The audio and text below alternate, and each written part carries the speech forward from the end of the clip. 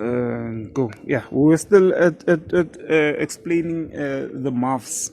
Yeah. You were still Like I explaining. said, I'm not fancier of muffs, I don't use it, but there's Birmingham, through Birmingham, that flies have got muffs. Oh, It's got nothing to do with the row or the strain or so, but I don't like it, I don't fly. oh, okay. What are 2 or 3 of your favorite colors? I normally like silver, okay, the ball heads, Oh, okay, silver ball heads. yeah, and then the checker line. Oh, the checkers. Where you make your beds, do you breed short to long, or there's more to it than that? I normally breed long to long, okay. I'll use short birds if they're very active in the row, and so on, then I'll use a short bird with a long bird. Okay. But normally I'll use 2 long birds together. But be careful, you can use long birds together and you'll get some roll downs, and you must split up the pair and change them. Oh, got it. Do you breed open loft or individual loft? I think you already answered this. That's it, it's closed loft. Yeah, it's closed loft. What do you think about roll downs? Yeah. Do you think they can be used in a family or can be used to breed? I'm using some of them, Oh, but got it. I don't encourage you to do it. Rather stay away from it because you're going to breed birds that roll down, and like I said, you're going to fly for a year and a half, okay, more or less, before you can sort your birds out. Oh, okay. So you're losing out, say, on a year's breeding, Oh, okay, shucks, yes, by using a that's bad right. bird. That's why I said you must look in the air, okay, and select the best bird according to you. The roll must be good, okay, the length must be good, and the activity of the bird must be good, and it must stay with the group. Okay, got it. use that bird, then it might be like you've got a 60-70% chance that the babies will be the same. Roll downs work sometimes, other times they roll down. I'll show you here, I've got the roll down that I'm breeding with. Okay, with the one end, the babies looks alright, but they're still young, they are just over a year now. So they might roll down later on, I don't know. I've bred with that roll down with another female that I've got, the babies directly roll down. So I'm losing out in say 7-8 months of breeding time. So don't use. Interesting. Yeah. Very interesting. Don't use it. Okay. Out of all the birds you have in your family of birds, what made you choose these birds for your competition birds? Those birds that you were training on that. Yeah, those birds were out of all the babies that I've bred. Okay. I've selected birds that flies together. And that's starting to roll together. Actually work so together. you see, I showed you in the air, birds that keeps on when they roll, fly out and go fly a few circles and then come back and say, take that birds out of your kit. Because it's going to cost you points in a competition if you fly like that. Okay? But you can take that birds that flies out of the kit, okay, and another guy can use them. Okay, with his different methods of feeding and all, and the birds works with him. So it won't be all the time that it's like that. And I've had birds that fly out of the kit, okay, and then the next day they fly together with the kit. So it's observing the whole time your kit to see which birds is doing it constantly. Take those birds out, okay. It's not necessarily a bad bird, okay, but you can take him out, and if he rolls very good and the style and everything is good, you can use him for breeding. 100%. But not for a competition flight. Got it. How many birds do you stock in a year, and what's your standard? I don't stock much breeding birds. Yeah. Okay? Let's say if you bred probably 50 birds. Out of that 50, how many birds do you think you'd stock? Mostly I've bred now, I think 40 birds, and there's going to be like maybe 18 to 20 that I'll keep for myself. Okay, that will work together and work for me. Some of the birds might not roll, some of the birds might roll down, some of the birds won't keep. So, but that will depends on the time that I'm flying it. Like I said, after 6 months they're starting to roll, so you can't select anything in 6 months time. Okay. So the later on, you see how they behave, flying together, rolling together, and then you start selecting the birds. And you just keep the best birds. Out of that, you build up a competition kit, you fly. get rid of all the other birds. If you don't like killing them, sell them to people that wants to keep birds as pets and that doesn't fly competitions and so on. They just love pets. Okay, according to you, what is temperament and character in birds? The character of the bird, for me, you can look at a bird that looks nice to you.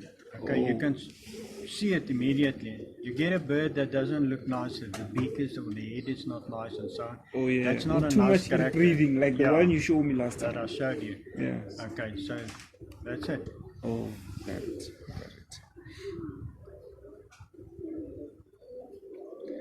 When should young birds start coming into their role? I've seen birds start coming in 3 months, some start coming out in like I said, 6 months. I give them up to 6 months when I started to roll. Okay, birds, through my experience in a year, that comes too early in the roll. It's a possibility of roll downs. Okay, got it. so for me, a bird that's a little bit later in rolling, I think it's a more stable bird, but it's not guaranteed. Okay. But you don't want to wait like with that one pigeon there. I've waited 2 years before it started rolling. You don't want that. Oh yeah, Okay. yeah. So yeah, you must select your birds. Got it. If you want to keep it like that, you can do it. But normally with us, we're breeding every year, breeding new pigeons. Okay, so to see if you get better birds and different type of birds working together. So yeah, you can't keep all your birds all the years, otherwise you have thousands of birds. How are you gonna fly? Got it. Yeah, makes sense. Yeah. In a week, how many times do you fly your birds and how do you train your birds? Okay, the babies, I tried. Okay, like now, so we need day to day. I try flying them every day. Okay, the competition kit every third day. Oh. Yeah, I'm flying them every. So the competition bird is for each and every third day you fly? Yeah. And then the young birds? Young birds every day, if possible. Yeah. Oh, if possible. Yeah. Once they're in the roll and I start rolling good and grouping together, you can start skipping days. Like I fly every third day with the competition. Oh, got it. If I leave them too long, they tend to roll down. Oh, okay. Got it. But it's not a roll down bird, like the bird that you fly that rolls solidly down. Oh, okay. Got it. It will bump on the roof or on the ground, it will fall on the ground, but you won't do it every time. Okay, that's not a roll down. A roll down bird is a bird that rolls down. When you throw him out, he rolls down every time. That's a roll down. Wow. Because birds make mistakes. Wow. I've got birds flying. I've got the white one in there. So you know. Young bird, he's flying with this kit. And he flies, he rolls okay, he comes sits on the roof, and when he flies off the roof to the cage, he rolls down on the ground. And he hurt himself here on the cement the other day. But it's not a roll down. Oh, got it. A roll down is a bird that solidly every time it rolls down to the ground. That's a roll down bird. Whew. And you must be careful by keeping. This is interesting. Yeah, like with the flying birds, my kids, if you keep them too long locked up, they tend to roll down when they get out. They get excited. And they roll down, they hit the roof or in the tree or here on the ground. Oh, yes. But after a day or two practicing again, then they're okay, then they fly right. Got it. Ooh, that's interesting. Yeah, be careful what Very interesting. What you bring us to see as a roll down. Okay, in your understanding, what is selective breeding? Selective breeding. What do you mean by selective? By selective strain or not the strain. I mean, there are people that tell you that. I think you explained it last time when I was here, that you can take probably a pair, breed them, and then after breeding them, maybe you breed three rounds. After breeding 3 rounds, and then from that 3 round, probably you're gonna stock one bird, and then you've just selected it, then that's selective, according to my understanding. Yeah, so I'll select that bird. But now, if I've got say 2 pairs, okay, one breeding out of 6 babies, 4 babies roll and roll nicely.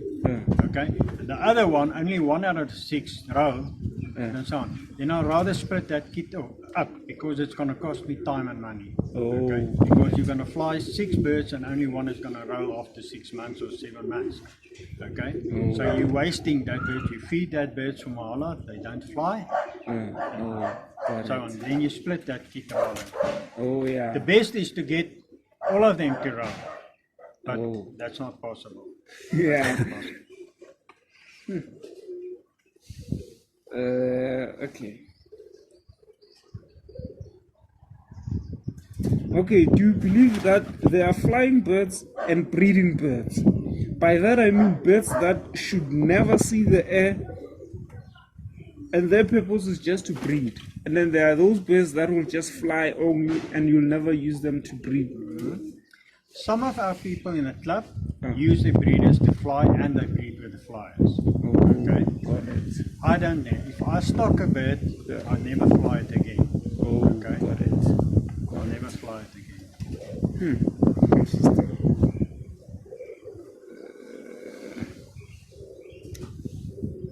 When you're pairing your birds, do you give them medication or special food or something like that? Or you just pair them? Just No, like I showed you the mix that I'm giving my breeders. Oh yeah, last give time. Them, I give them that mix. And before I put them together, I deworm them.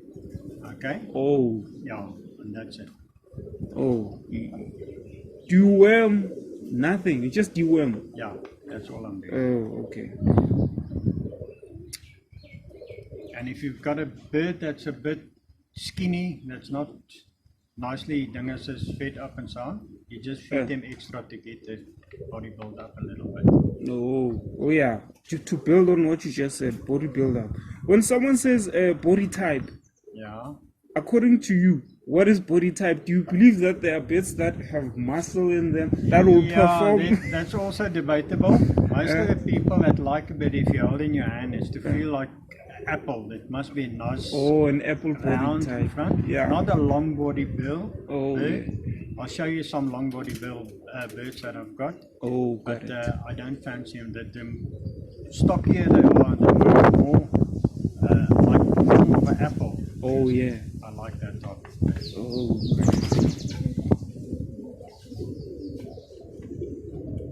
According to you, when is breeding season in South Africa? You can breed anytime you want. Anytime. I normally breed late winter. I'm asking this because there was a debate among the guys that they said that winter babies are more strong.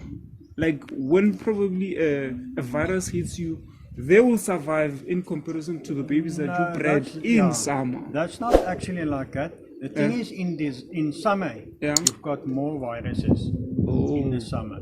You've got a wet nest that's got worms in, or depends on the guy that's breeding. Keep his nest nice and clean.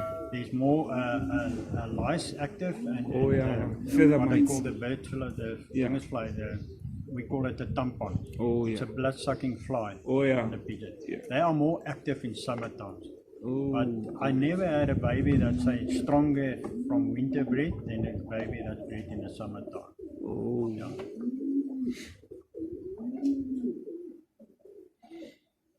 I've heard people say that you should breed red. Okay, I heard people say that you shouldn't breed red to red. There's no things to tell you to breed red to red or that. You can breed any color to any color. Okay. Actually, I'm asking this because I also believed in this. I'm gonna breed now 2 reds together because they're very, very good things rollers and they're solid reds. So I'm breeding together. I know there's people that's splitting up all the pairs, but you can you breed 2 reds together and you'll get a blue baby out of it, a blue checker, or a silver out of it, or a black out of it. Got it. Depends on the ancestors from that pigeon. Okay, this is the last question, but I think you probably answered it a bit. There are people that say that in the pigeon hobby that you should breed in groups. You shouldn't breed individual because of the birds when they're competing or they're flying in the air. You want them to work as a group, as a unit. So if you breed individual, then you're gonna get birds that will not kid, or some of them will come out of the kid when it's fly time, because it's concentrated on a certain family. And if you breed different, you mix different families, they perform differently. Some don't kid, some don't, because they perform differently. That's why if you use different strains of birds, like I've got Ken Whites here, with the Thompsons and so on, they don't like to fly. The Ken White's a bird that flies very high. And you've got to control it very harshly on the feed that you're giving him. Your Thompson is a more lenient bird that doesn't fly that high. So by starving or breaking that bird down with the food, it's going to become weaker than the Ken White, and they'll never come together and fly. Always tend to breed a family, a close family together that will do the same thing. Oh, okay. Can I add another question again? When you say you break them with food, what does that mean? If I'm flying my kid birds, they get their normal food. I said a spoonful of wheat every day per bird, Yes. And then what I do with them, I build them up. Sometimes I give them a little bit more food. I'll see what height they're flying. And I say, okay, they're just flying too high now. They don't want to fly low. Then I'm breaking them down. I give them a little bit less food. Got it. A little bit less food, not too much, and you'll see whether they come up. It normally takes a day, 2 days after changing the feed. The height will differ. Got it. If they fly too long, you cut the food down. You cut the food down until they fly lower. Competition time, we fly a competition of 20 minutes. So if the bird flies